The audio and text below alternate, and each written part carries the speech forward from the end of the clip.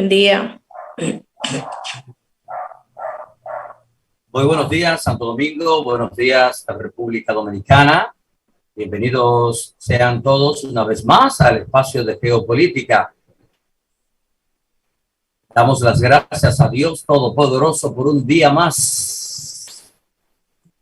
También externamos nuestro agradecimiento al colega, amigo, periodista, locutor, periodista de Fuste, Nelson Encarnación, por esta oportunidad que nos brinda cada viernes de conducir este espacio de geopolítica. Hoy es viernes y como dicen en el anticipo de esta semana, hoy es Viernes Dolores. Damos la bienvenida a Margaret Rubio, nuestra colega, amiga y compañera que ya está con nosotros. Buenos días, Margaret. Buenos días, Alan. Buenos días a Néstor y buenos días a toda la gente que está a esta hora conectado a través de N Televisión. Y bueno, muchísimas gracias a Dios por esta nueva oportunidad de vida. Y así como tú dices, Alan, hoy es Viernes Dolores. La Iglesia Católica a nivel nacional celebra este día o conmemora este día. Y hoy no se come carne, hay que comer pescado hoy. Bueno, no se debe, según las tradiciones religiosas, ¿verdad? Hoy es viernes 8 de abril del 2022, ya hacen más de 2000 años de la muerte y resurrección de nuestro Señor Jesucristo. Así es. Y faltan 267 días para que llegue el 2023, como que no quiere la cosa, ¿verdad, Margaret? Así ya es, las horas pasan rápido y los días. Fíjate, tú que mencionabas precisamente de que hoy no se come carne, hay muchas tradiciones que se han perdido desde ya hace un tiempo para acá. La gente no respeta ya esas tradiciones, creen que son cábalas, han creído siempre, pero qué sé yo, esas costumbres y esa parte que se ha arraigado en la cultura de muchos en el mundo, es lo que hace que el mundo funcione. ¿Tú sabías? Así es. Los que mantienen esas culturas es lo que hace que el mundo funcione verdaderamente. Claro que sí, porque al fin y al cabo la gente también sabe, o sea, que quizás no es lo más recomendable en la época dispersarse tanto, debería como tomar esas, porque la mayoría de las personas dan vacaciones y debería tomar un tiempo para la reflexión. Fíjate que en los tiempos de niños, en nuestro hogar, ya desde que comenzaba el Viernes Dolores, ya hasta las pelas que se le daban a los muchachos se les guardaban para el domingo de resurrección. No, más antes, Alan, desde el miércoles de ceniza. El sábado de gloria. Sí. Para el sábado de gloria. Bueno, nosotros nos criamos juntos y yo recuerdo muy bien que ni se podía ni siquiera barrer. Se barría en el día porque en la tardecita el Viernes Santo no se podía hacer nada, limpiar, cocinar, se dejaba todo adelantado. El Jueves Santo se machacaban los sazones, se pelaban las batatas, se hervía la habichuela y se dejaba casi todo listo, nada más para cocinar lo que era la famosa habichuelas con dulce. O siguen siendo, porque las habichuelas con dulce, al ser un plato muy sabroso y sin igual, sobre todo en República Dominicana, no creo que hayan otros países donde tengan este tipo de alimentos para ese día, que era que no se comía carne, especialmente durante los días del asueto, de la Semana Santa, no se comía carne, no se iba a las playas, no se iba a los ríos, no se salía. Realmente sí, era un tiempo de recogimiento. Viendo las películas de la pasión y muerte de Jesucristo y reflexionando, yendo a las iglesias. Y los que no tenían televisión, pues si tenían radio, la escuchaban por radio porque se transmitía la muerte y resurrección de nuestro Señor Jesucristo, narrada por profesionales de la locución. Claro que sí.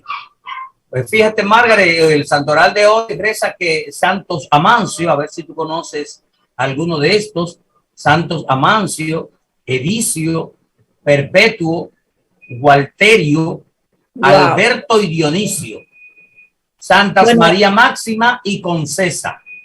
No conoce muy poca gente de esos nombres. Solamente Alberto. Ahí. Solamente conozco un Alberto de los de los que mencionaste. Ah, qué bien. Que es pues mi hijo, Alberto, que está por aquí cerca, así que un beso y un abrazo para Jesús. Bien, Jesús, saludos. Dios te bendiga.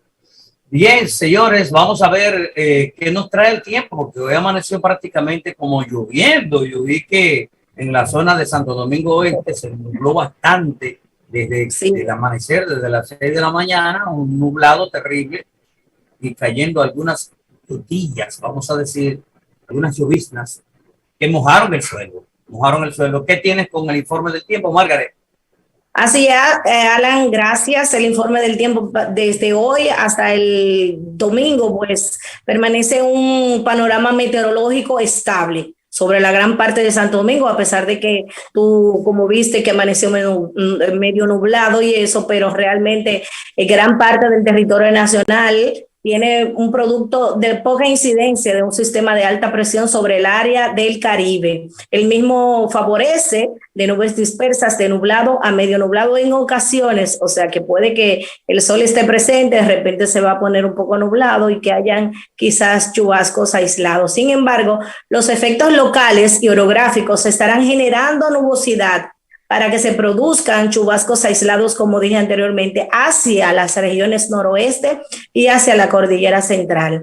Es una débil vaguada y ya salió de pronóstico realmente. Para mañana, para los que tienen planes para mañana, estará predominando un ambiente de nubes dispersas. Habrá calor y de reducidas lluvias durante la geografía nacional. Solamente se prevén en las horas matutinas y al final de la tarde incrementarán las nubosidades con chubascos dispersos hacia las vertientes noroeste, cordillera central, introduciendo por la combinación de los efectos locales. Sin embargo, en la madrugada de sábado para domingo, el sistema frontal se colocará sobre la porción central de Cuba, o sea que para todo este fin de semana no tendremos lluvias en nuestro país y las temperaturas estarán muy agradables. Por ejemplo, para el Distrito Nacional y el Gran Santo Domingo, la temperatura máxima será 29 grados Celsius a 31 la máxima y la mínima de 22 grados Celsius a 24 la máxima. O sea que tendremos temperaturas favorables para hacer lo que sea en este fin de semana, porque la verdad que el fin de semana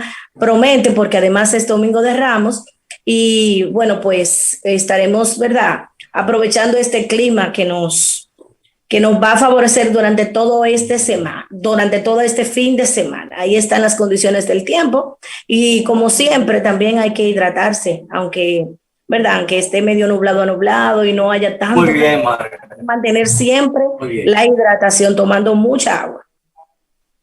Así es, muy bien. Así que de todas formas, nosotros damos inicio ya formalmente a lo que es la presentación de este espacio de geopolítica. Recuerden que estamos en los canales 31 de Claro, 31 de Win, 33 de Altiz, 33 de Aster y estamos en vivo por Samantha Radio Online, una emisora para el mundo. Esto es en vivo, programa que se repite a las 4 de la tarde por Samantha Radio Online. Margaret, tenemos una invitada. ¿Una invitada o un invitado? No, tenemos un invitado y bueno, pues... un invitado. Es que es un invitado. Sí, es un vendrá hoy. Sí, lo tendremos más adelante, pero es algo realmente muy bueno porque es el presidente de la Asociación Central de los Pastores Adventistas. Así que estaremos hablando con él y vamos a abordar sobre la Semana Santa, específicamente la Semana Mayor. Sí.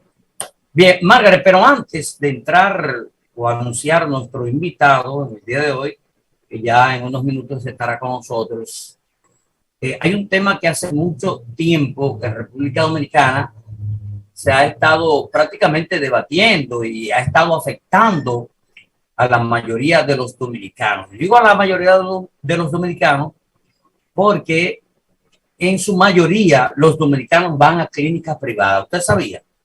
La mayoría va a clínicas privadas. La gente que, porque los servicios de los hospitales públicos siempre han sido deficientes, y aún vayan a los servicios de servicios médicos públicos, hospitales, con regularidad tienen que ir a centros privados, a laboratorios y a otras instituciones a buscar especialidades, porque muchas veces no consiguen el servicio que necesitan. En un nuevo paso que se va encaminando a frenar la exigencia de depósitos y otras prácticas que afectan a los afiliados al Seguro Familiar de Salud, este ha sido el momento de requerir atención médica. Autoridades del sistema y otros organismos se reunieron con representantes de establecimientos de salud privados. ¿Para qué? Para exigir el famoso la exigencia de depósitos o anticipos al momento de ingresar un paciente, que es uno de los principales motivos de queja de la población y que ha sido uno de los temas abordados en las últimas semanas, que están vinculados a las debilidades del sistema de salud. Yo recuerdo no hace mucho tiempo, antes de que falleciera nuestra madre, en un momento en que ella grabó, y nosotros fuimos a un centro médico dominicano para, bueno, ingresarla de emergencia y tener que meterla a un intensivo. Pues nos dijeron en ese centro médico que si no depositábamos 70,000 pesos, cuando eso, 70,000 pesos, no íbamos a tener el servicio. Algo que realmente nos dolió en el alma, porque no teníamos el dinero. Hicimos diligencia para ver si lo podíamos conseguir, no teníamos, los familiares no tenían el dinero para ingresarla de emergencia a un centro médico dominicano que de por sí, de hecho, es bastante caro en sus servicios, porque ofrecen un servicio bueno y no podemos negarlo. Pero como familia pobre no pudimos ingresar a nuestra madre en ese centro médico dominicano. Hicimos ingentes esfuerzos para que lográramos conseguir un intensivo en el Marcelino Vélez, y ahí fue donde pudimos lograr que nuestra madre, con la ayuda de Dios primero, lograr que ella pudiera restablecerse y vivir unos años más después. Esto sigue pasándole a cientos de familias que tienen que acudir a centros y clínicas y hospitales privados que hay en República Dominicana. ¿Por qué? Porque tienen que dar un anticipo para ingresar de emergencia a un paciente. Si no, se puede quedar ahí afuera y que muera. No entiendo esta posición, y sabemos que los centros médicos incurren en miles de inversiones, de dinero en inversiones y gastos, y esto no permite que muchos dominicanos no puedan recibir un servicio privado decente y adecuado como se lo merecen, sobre todo aquellos que tienen afiliación al Seguro Familiar de Salud. Y por ende tienen que acudir a los hospitales públicos, donde allí con regularidad nunca hay un intensivo disponible, una emergencia pero a veces no hay médico y no hay intensivo, Alan Vargas. A veces tú vas a un médico, a un hospital, y no hay médicos para atenderte. A veces no hay un médico. Y no hay médico. Sí, a veces no hay un médico, y a veces ni enfermeras existen. Y a veces en los centros de emergencia. Tú estás enferma de la garganta, por ejemplo, y no hay quizá una benzetacil o una diamine, entonces te dan la receta, tú tienes que ir a comprar. O sea, tú no encuentras la salud en un hospital. Pero no te va a llevar lejos. La prueba del COVID no encuentras nada. Y esto tiene que saberlo el presidente de la República, claro, que al principio en campaña incluso creó unos hospitales móviles para atender a las personas afectadas de COVID. Significa que el presidente sabe la deficiencia que hay en la salud de la República, de los dominicanos, en el país. Y esto, se está buscando eliminar ese anticipo que tienen que dar, sobre todo aquellos afiliados al Seguro Familiar de Salud en la República Dominicana, en caso de tener que utilizar, no en caso, pues siempre se van a utilizar Claro. los hospitales y clínicas privadas de este país. Ayer, la Superintendencia de Salud y Riesgos Laborales, Silsa Riel, se reunió con la Dirección General de Información y Defensa de los Afiliados por la DIDA, Proconsumidor y el Defensor del Pueblo, con la participación también de la Asociación Nacional de Clínicas y Hospitales Privados, ANDECLID, el Hospital General de la Plaza de la Salud, el Centro de Diagnóstico y Telemedicina, CEDIMAR, y el Hospital Metropolitano de Santiago, HOMS, para conversar sobre la práctica de cobros de depósitos a los afiliados del Seguro Familiar de Salud en las clínicas privadas. En esta reunión, los actores principales estuvo encabezado por el Superintendente de Salud y Riesgos Laborales, Jesús Ferris Iglesias, el Defensor del Pueblo, Pablo Ulloa, la directora de la DIDA, Carolina Serrata, y Carlos Vivagna, en representación de Proconsumidor. Por los centros de salud participaron el doctor Rafael Mena, presidente de ANDECLID, Fresa Fernández, del Hospital General de la Plaza de la Salud, Milagros Cureña, de CEDIMAR, y Carla Veloz, del HOMS de Santiago. Así que este sector mostró su interés de conocer las principales situaciones que desde el prestador de servicios de salud genera la práctica de cobros de depósitos, anticipos o solicitud de abonos a aquellas personas que vayan en busca de la salud.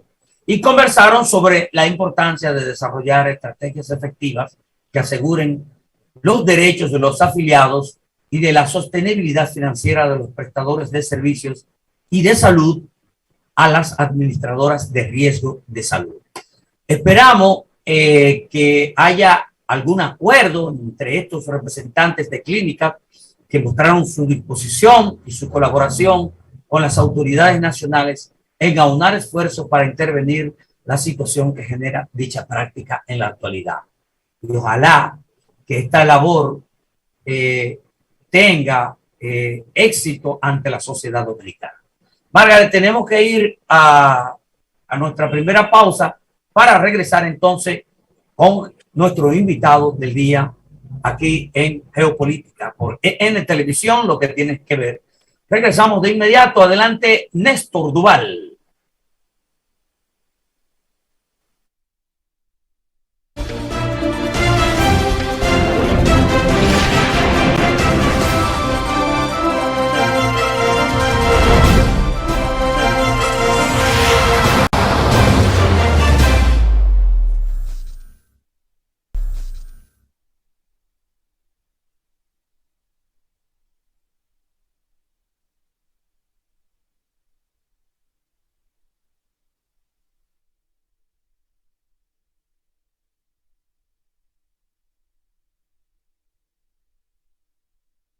Estamos en vivo, reiteramos, por los canales 31 de Claro y 31 de Win, en el 33 de Aster y 33 de Altiz. Señores, vamos a recibir la Semana Santa, que es la conmemoración cristiana anual de la Pasión de Cristo, es decir, de la entrada a Jerusalén, la última cena, el Via Crucis, la muerte y resurrección de Jesús de Nazaret. Esta es la sexta y última semana de Cuaresma, desde el Domingo de Ramos hasta el atardecer del Jueves Santos, entre el atardecer del Jueves Santos hasta el Domingo de Pascua, o denominado Tridio Pascual. Por eso es un periodo de intensa actividad litúrgica dentro de las diversas confesiones cristianas. Esto da comienzo con el Domingo de Ramos y finaliza el Domingo de Resurrección. O sea, el domingo será el Domingo de Ramos, y aunque su celebración suele iniciarse en varios lugares el viernes anterior, o sea, el Viernes de Dolores, como hoy, la fecha de la celebración es variable entre marzo y abril. sea, hay varias fechas entre lo que se celebra la Semana Santa. Y sigue siendo Cuaresma hasta el atardecer del Jueves Santo, y es la Semana Santa que se celebra la institución de la Eucaristía en el Jueves Santo. Esa es la última cena y se conmemora la crucifixión de Jesús el Viernes Santo. Se dice se conmemora. Mucha gente habla de la celebración porque también en la iglesia se ha hablado de que la muerte de Jesucristo fue una victoria. Por lo tanto, el Viernes Santo también se conmemora la soledad de María el Sábado Santo y la resurrección en vigilia pascual durante la noche del Sábado Santo al domingo de resurrección. Y esto es sumamente interesante porque durante la Semana Santa tiene lugar numerosas muestras de religiosidad popular a lo largo de todo el mundo, y destacando las procesiones, o sea, que van hacia una penitencia, hacia la cruz, otros van en vigilia, otros están y hacen representaciones de la pasión, muerte y resurrección de nuestro Señor Jesucristo en diversas iglesias que profesan el advenimiento de nuestro Señor Jesucristo. Para eso vamos a hablar en el día de hoy, en nuestro invitado especial que tenemos. Vamos a dejar a nuestra colega, compañera Margaret Rubio para que le dé introducción a nuestro invitado aquí en su programa de Geopolítica. Adelante, Margaret. Gracias, Alan. Así es, tenemos como invitado hoy al pastor Gerardo Bautista Brazovan. Él es el presidente de la Asociación Central, ACD, y con él vamos a estar hablando desde ya, así que bienvenido, pastor. Muchas gracias, un saludo especial para todos ustedes allá. Saludos a Alan, el destacado educador en las lides de la locución y cuantas cosas. Gracias, Margaret, por esta oportunidad, y qué bueno que podemos hablar de un tema tan importante como el Señor Jesucristo. Así es. Qué bueno. ¿Alan? Sí. Bueno, vamos a hacerle la primera pregunta, pastor, porque hay que aprovecharlo de una vez. El tiempo es corto y hay que aprovechar.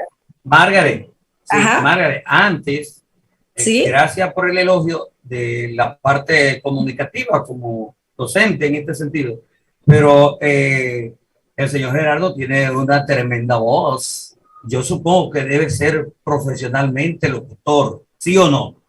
Sí, realmente sí. Estudiamos locución también y siempre nos ha apasionado el tema de la locución en nuestra emisora adventista. Sí. Qué bien, excelente, felicidades. Bienvenido a Geopolítica, pastor. Adelante, Margaret, con tu primera interrogante.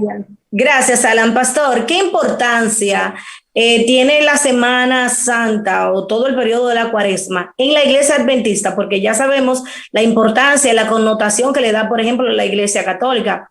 Pero usted como persona importante, como pastor, y queremos saber, en la Iglesia Adventista, ¿cuál es la importancia de esta conmemoración de la Semana Santa? Bueno, realmente, aunque la Iglesia Adventista discrepa en cuanto a las interpretaciones teológicas de las diferentes celebraciones y algunas tradiciones que se han insertado, no es menos cierto que el hecho ocurrió. Esto es importante que lo aclaremos, Alan y Margaret, porque hay algunas corrientes protestantes que, por no congeniar con algunas discrepancias teológicas con la iglesia tradicional, a veces niegan un hecho tan real y tan importante como la vida de Cristo, su muerte y su resurrección. Aunque nosotros en nuestra teología basada en la Escritura nosotros no compartimos específicamente el conteo de Cuaresma, que desde la luna llena se tira hacia atrás y se cuenta para ubicar en cada año. Noten ustedes que en cada año el Viernes Santo cae en una fecha diferente, de acuerdo a un criterio de la Iglesia Popular. Y quizás desde el punto de vista bíblico no podemos quizás congeniar, pero atención a esto, eso no quita el hecho del error que cometen algunos protestantes de atacar tanto quizás la discrepancia en el concepto teológico, que pierden de vista que el hecho más importante, Cristo existió. Esa semana fue crucial en la vida de Cristo. Murió el viernes en la tarde, descansó el sábado en el sepulcro y resucitó el domingo. Eso es una realidad. Por lo tanto, nosotros aprovechamos el nivel de reflexión que tienen muchas personas y preparamos ambiente para ello. Aprovechamos momentos como esto, como ustedes hacen, y muchas televisoras que a veces quieren hablar del tema, pues nosotros aprovechamos y hablamos porque el hecho fue real. Por lo tanto, aunque nosotros no tenemos una celebración conforme a esas tradiciones que ustedes mencionaron en el principio del programa y que uno la vivió, porque no todos nacimos en una iglesia protestante. Yo nací bajo ese conocimiento de la iglesia popular o católica, y entonces uno vivió todas esas tradiciones interesante, que muchas de ellas tenían una connotación bella y que es importante para que la gente entre en reflexión. Por lo tanto, como hay momentos de reflexión estos días, la Iglesia Adventista aprovecha y sus templos y su programa trata de que la gente conozca qué fue lo que realmente ocurrió y qué importante fue ese sacrificio de Cristo y su resurrección para toda la humanidad. Bien, interesante explicación en este sentido. Tú sabes que, Gerardo, y déjame tutearte, ya que somos colegas en el sentido de la locución. Tú sabes que al mundo prácticamente se le ha vendido una especie no una especie, desde una religión hasta miles de religiones que existen en la humanidad. El temor, se le ha vendido el temor, o sea, el perder su alma, el perder la posibilidad de tener otra vida. Y es significativo, muy significativo, que el Domingo de Resurrección es un día muy conmemorativo por la humanidad, porque el único de todos los que han venido a representar a Dios en la tierra, el único que verdaderamente ha resucitado fue Jesucristo. Pero Jesucristo, claro, resucita porque muere. Muere y cargando una pesada cruz. ¿Y qué tan pesada era aquella cruz en el sentido literal y en el sentido psicológico para ese hombre, o sea, convertido en carne y hueso, hijo de Dios Todopoderoso? Sí, muy importante tu pregunta, Alan, porque es bueno que la gente sepa que el tema Barrabás es muy importante para tu pregunta. Es decir, la cruz que Cristo carga era la cruz que estaba diseñada para Barrabás, porque es bueno que la gente conozca que cuando se condenaba a un reo a la pena de muerte de cruz, la más cruel de ese tiempo, la más vergonzosa, porque era para los más grandes malhechores o transgresores de la ley de los tiempos de Roma. Entonces, cuando se condenaba a la muerte de cruz, venían personas especiales y le tomaban la medida de las manos, la largura de sus extremidades, le tomaban las medidas, la contextura de su cuerpo para saber cuán consistente era el madero para poderlo cargar. Así que la cruz que Cristo carga es la cruz de Barrabás, que era un hombre fornido, fuerte, acostumbrado a grandes cosas de rebeliones. Por lo tanto, Cristo siente pesada cruz porque no lleva la cruz diseñada para él. Es una figura espiritual muy importante, porque lo que quiere decir ese hecho es que la cruz que Cristo cargó no es solamente la cruz de Barrabás, es la cruz de la humanidad que estaba condenada a la muerte, y a través de su muerte, en vez de muerte, nosotros tenemos derecho a la vida eterna porque lo garantizó con su resurrección. Excelente. Muy bien, pastor, excelente. La pregunta que le quiero hacer, y porque a modo personal también necesito respuesta. Por ejemplo, cuando Jesús vino a hacer su transparencia, digamos, a la tierra, a mostrar lo que era él. ¿Me escucha bien? Sí, te escuchamos. Se reunía con personas, digamos, personas que no eran creíbles, eran personas llanas, simples, y luego pasaron a ser discípulos de Jesús. Entonces, todos estos discípulos llegaron a ser bautizados. Cierto. Todos los discípulos fueron bautizados, todos, incluyendo Judas, fue bautizado.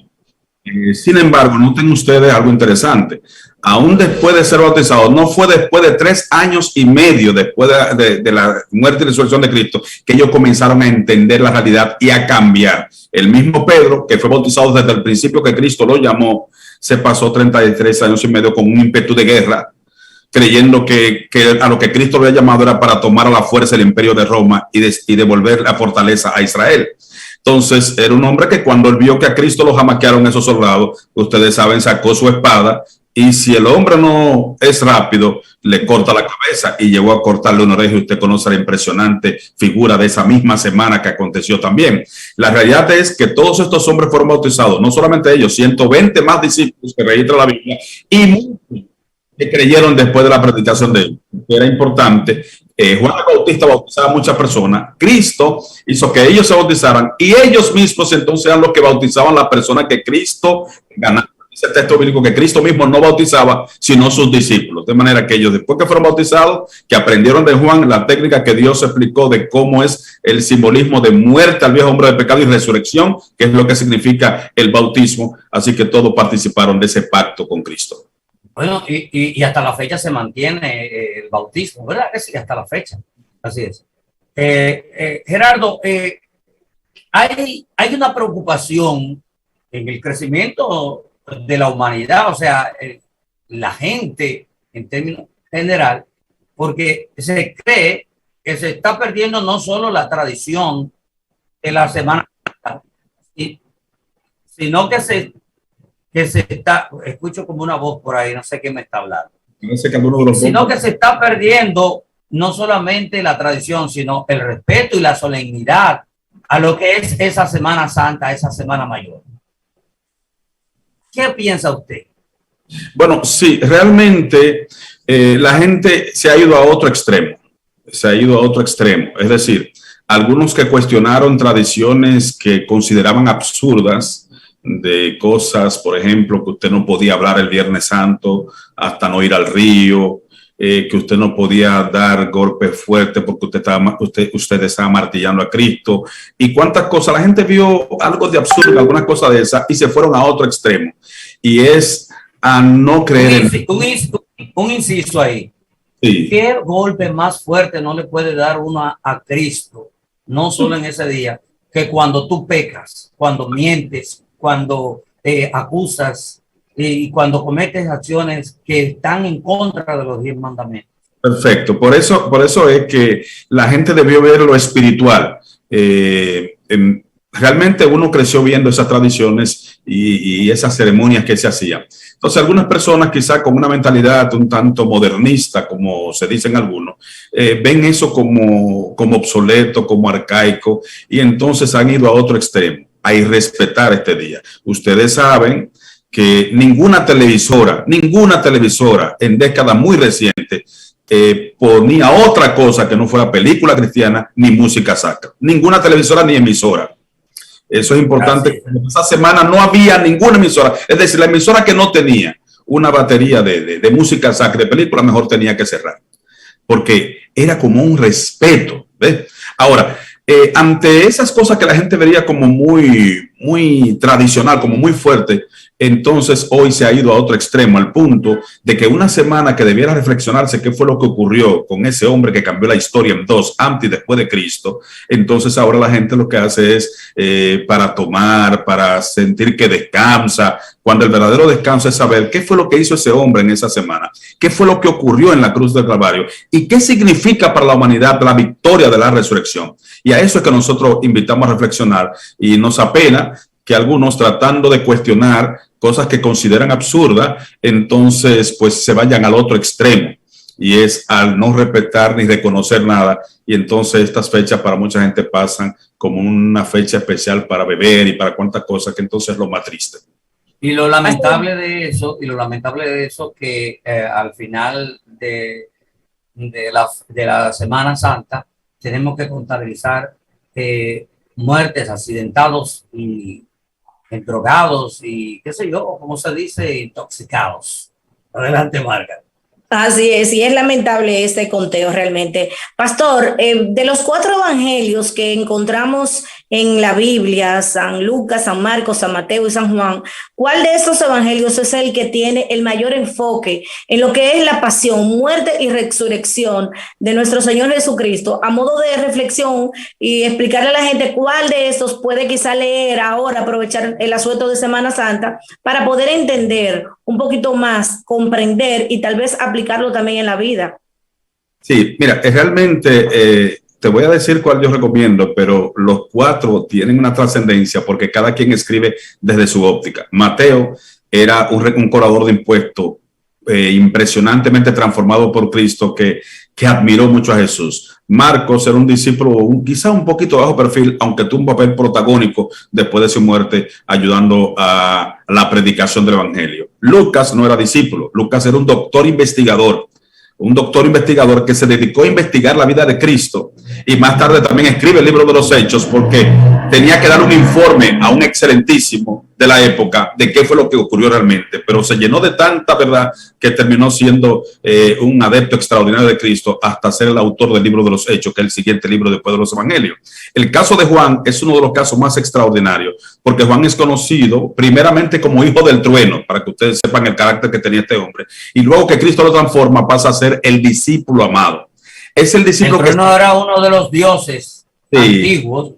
Eran dos hermanos, eran dos hermanos impetuosos, y tanto que la madre de ella fue un día a pedirle a Cristo que esos dos fueran principales en el reino que supuestamente ellos creían que le iba a instalar en esta tierra. Pero Juan estuvo siempre de cerca, por lo tanto, Juan ve muchos detalles que los otros no vieron, porque Juan siempre estuvo allí. Los relatos de Juan sobre los milagros es impresionante porque él estaba allí. De paso, recuerden ustedes que uno de los momentos clave en la cruz es Cristo pedirle a su madre, ya que quedaba sola, decirle a Juan, mira ahí tu madre, madre ahí tu hijo. Es decir, Cristo mismo encomienda a Juan. Por lo tanto, el Evangelio según San Juan tiene una belleza literaria en la narrativa del griego que se percibe cuando se traduce al español, y es lindo la forma en que él relata. Es un evangelio muy importante. Mateo tiene unos detalles muy interesantes sobre lo que ocurrió en el juicio a Cristo, un juicio injusto, un juicio alterado, detalles sobre lo que ocurrió en la resurrección, unos detalles impresionantes. Mateo da unos detalles importantes. Cada quien da detalles de acuerdo a la óptica donde estuvo, y en el caso de Lucas, un investigador da detalles realmente que necesita para convencer a un excelentísimo sobre quién fue que murió ese día y qué fue lo que ocurrió. Pero Juan definitivamente es el evangelista con una belleza literaria, con unos detalles impresionantes, porque en la mayoría de los casos era testigo ocular, porque casi siempre estaba al lado de Cristo. Noten ustedes que en el famoso cuadro de Da Vinci, él está recostado siempre al lado de Cristo. Bien. Mira, una pregunta es que en realidad la gente o el mundo del cristianismo ha concebido a Jesucristo como el Salvador, el Hijo de Dios, el Redentor, bueno, el que quita el pecado del mundo según tradiciones religiosas. ¿Cómo es que identifica, cómo describe la Biblia verdaderamente a Jesucristo? Perfecto. De paso, el evangelista Juan, en su capítulo, versículo 1, comienza con una analogía narrativa basada en el contexto de Génesis 1. Génesis 1, que como comienza la Biblia, dice, en el principio creó Dios los cielos y la tierra. Pues Juan, un experto, toma ese contexto y comienza a narrar la historia de Cristo. Y en Génesis 1:1 dice, en el principio era el verbo, y el verbo era Dios, y el verbo era con Dios. Y este verbo se hizo carne y habitó entre nosotros. Y por este verbo fue que todas las cosas que son creadas fueron creadas. De manera que a Cristo la palabra hablada. Perfecto. La palabra hablada. Dios. Él es el creador. Es importante esto. Aunque algunas confesiones religiosas no quieren reconocer a Cristo como Dios, Cristo es el mismo Dios hecho humanidad. Por lo tanto, es el Cordero de Dios. ¿Por qué el Cordero? Porque cuando Adán y Eva pecan, Dios le promete a través del sacrificio de un Cordero de que alguien como ese Cordero que se sacrificó en el jardín del Edén, inocente, sin mancha, sin culpa, moriría en lugar de ellos para que en vez de la muerte eterna, que era lo que le tocaba por el pecado, tuvieran vida eterna en Cristo. Por eso, cuando Juan el Bautista en el río Jordán de repente alcanza a ver a Cristo a lo lejos, hace una algarabía, dice, los señores, por fin miren aquí el Cordero de Dios que quita el pecado del mundo. De manera que Cristo, el Hijo de Dios, desciende, se hace humano, se convierte en el Cordero inocente que paga la culpa del verdadero culpable que somos nosotros, muere en nuestro lugar, paga nuestra deuda con el pecado y nos da el derecho a la vida eterna, que sí es lo que Él tiene en esencia divina. Amén. Pastor, muy interesante esta conversación. Yo quiero una pregunta. Para que me la resuma. Cuando Jesús entra en un burro a Jerusalén, existía ahí una persona que era a modo del rey, el presidente, como se llamaba en ese tiempo, ¿verdad? El rey. Entonces Jesús se lleva todos los aplausos, las damas, los caballeros le tienen sus prendas de vestir, quizá más cara y le ponen todas las cosas bonitas para que él pase con el burro. Esto quizás causó celos ante esos gobernadores de la época, porque la gente no solamente le ponía eso, sino que le decían el hijo de David, el rey de reyes, y lo alababan. Entonces, quizás esto causó realmente celos entre esos príncipes de la época, esos reyes de la época. Sí, ese fue uno de los momentos en que las autoridades judías y las autoridades romanas tuvieron preocupación, porque no fue un hecho cualquiera. Jesús entró como acostumbraban a entrar los reyes a las ciudades. La figura de entrada de Cristo ese día en Jerusalén es parecida a la entrada triunfal de David después de las grandes victorias de guerra. Cristo permitió eso porque noten ustedes que muchas veces Cristo hacía un milagro y decía, no hablen de eso. Siempre él quiso mantenerse en el anonimato porque él sabía que el cielo se levantaba y podía entorpecer el cumplimiento de su misión. Pero esa ocasión Cristo permitió esa ovación porque realmente la gente necesitaba entender que quien estaba en el planeta Tierra en ese tiempo era el mismo Dios hecho realidad y humanidad.